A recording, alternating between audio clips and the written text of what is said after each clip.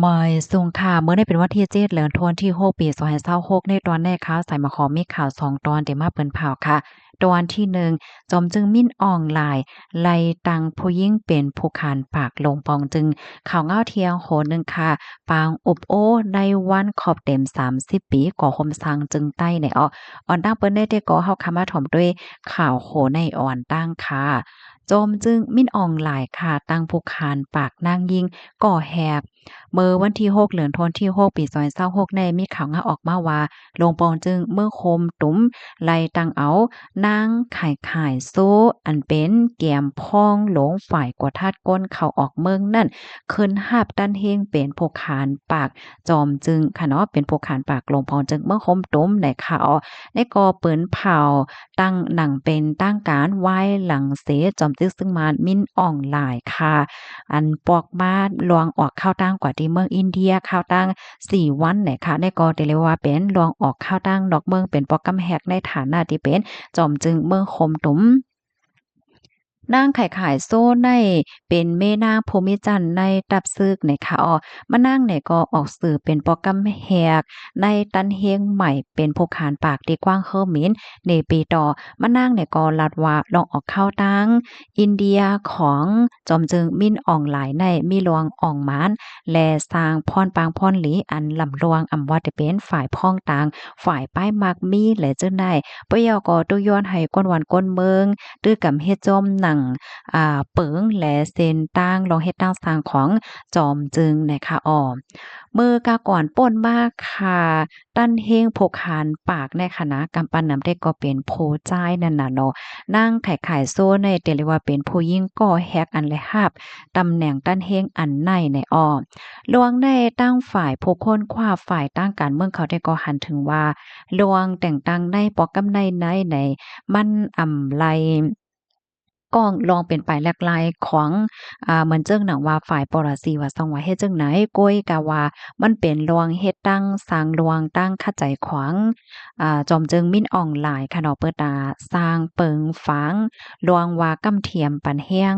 นางยิงว่าสังว่าเจิ้นนายเปิดเพิ่มลวงเพ่งเป้งเป็นถ้ำในหลวงปองจึงเฮ็ดจั่งไหนค่ะ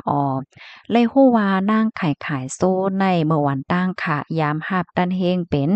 เกียมโพกว้านฝ่ายกวดทาดกวนเข้าออกเมืองเมื่อปานลงปอนจึงเต้งเสียงค่ะข้าวยามสืบมาเนี่ยก็เลยคืนเป็นโพกว้านค่ะเมื่อปานลงปองจึงนกยุงปยกไล่หาบแต่งตั้งเป็นโพนำในฝ่ายกวดท่านฝ่ายกดทัดก้นเขาออกเมืองค่ะเนาะเมื่อปานลงปองจึงสุดยิดอ่านหนาเนี่ยค่ะข้าวยามสืบมาปานเมื่อเหลียวเนี่ยก็เลยคืนเป็นเกียม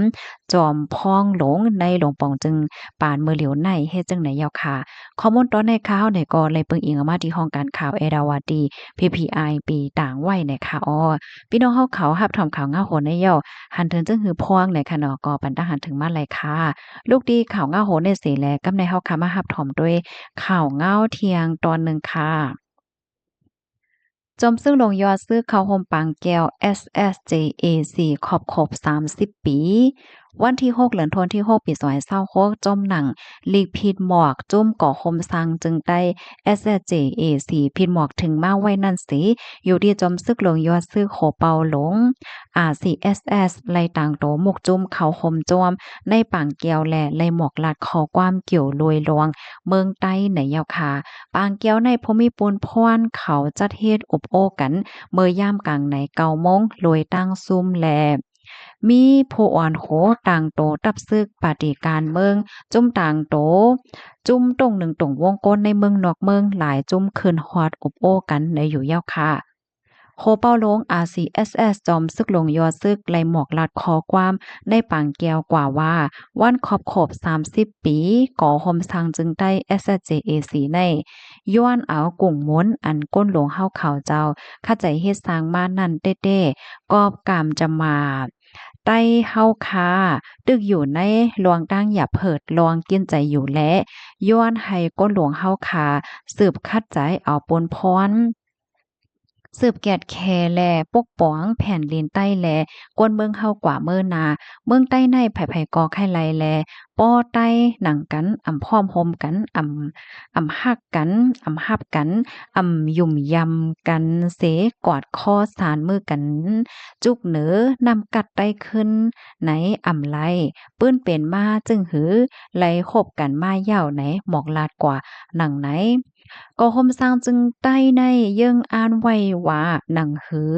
ปฏิคาตอันเป็นมาแลเงาหักปัญหาในเมืองคมตุมเดเย็นหายกว่ากำลืนสุดนั่นแลสังหนังหือเดโคมมือกันไล่ตั้งเอ็นเฮียงฝ่ายแฟตแรดิโมครซีกว่าไล่นั่นแลสังเฮ็ดสร้างนาการจ้อมหนังคอเยื่องอ่านกะตาเพียวตึกลวกเปิงเจ้าอาณาให้ป้อหายหลายค่าตาห้าปากตื้อกำ ว่าต้าเอาก้นเมืองเป็นใหญ่ง่าตาก่อสร้างเมืองคมตุ้มง่าตาก่อสร้างเมืองคมตุ้มแฟดแตรยอนอมค่ะง่าตาก่อสร้างเมืองคมตุ้มตู้แฟดแตรดิโมครซีจ้าตาเดโพดออกมาลงปองจึงก้นเมืองในอยู่เยาเมื่อวันที่6เหลือนโทน61เห็นกระบะ96นั่นปาฏิโคซื้อ SNLD โคเป้าเจ้าคนทุนอูโพนำตับซึกจึงใต้ SSA จอมหารใจน่อง ปานนั่นโพนำตับซึกเจอจ่าจึงได้ SSNA ปานเจ้าก้านยอดอ่อนโห3 เจ้าอ่อนกันก่อตังเคินมาจื้อว่าของเสียงงำเหยียนจึงได้ SSPC ไหว้มาแหลกหลายเป็นก่อคมสร้างจึงได้ SSJAC ดอกถึงย่ามเหลียวคอมมอนตอนในคาลิปรีมาที่ห้องการข่าวได้หลอดเลี้ยวต่างไหวในคาอ้อในก็ไล่หันเล็กปืนเผาออกมาป้าค่ะเนาะลองตั้งไล่โหยอย่ามันเป็นจึงหือในเขาไหนก็ได้เอามาสืบปืนแพร่เป็นพี่น้องเฮาค่ะกว่าเที่ยงในเขากำในเฮาค่ะมาถ่อมด้วยข่าวง่าวเกี่ยวกับลอยลองขันค่ำอีกหนึ่งค่ะเมื่อวานในขันค่ำโล่งเฮ็ดจังแนวนะพี่น้องเฮาค่ะโล่งนำว้อยเนี่ยค่ะว่าเนาะเปิ้นอ่อนกันตื่นกันเฮ็ดจังแหนเนาะมาเจอก็จมมาเจอก็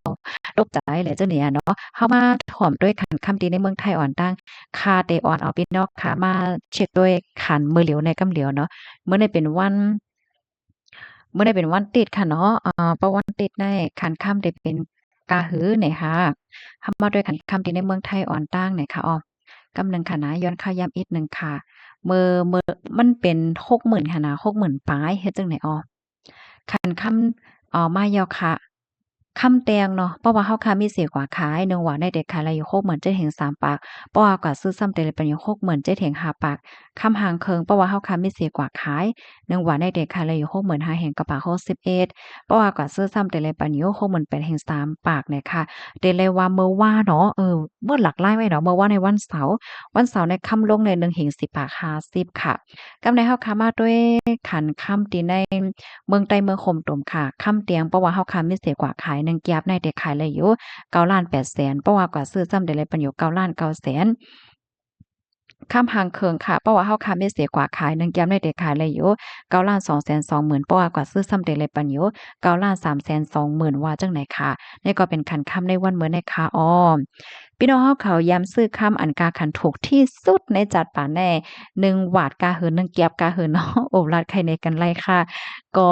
สั่งว่าอะไรซึ่งไว้เมินหลาย10ปีป่นมาได้สอนว่ากามลีค่ะเนาะเมื่อเร็วแน่เป็นสมามันโล่งอะมันโล่งแฮ้งเนี่ยก็มันก็ยังตึกกายอยู่ค่ะเนาะก็ค่ะยินจมูกก็ค่ะออเหมยสงค่ะ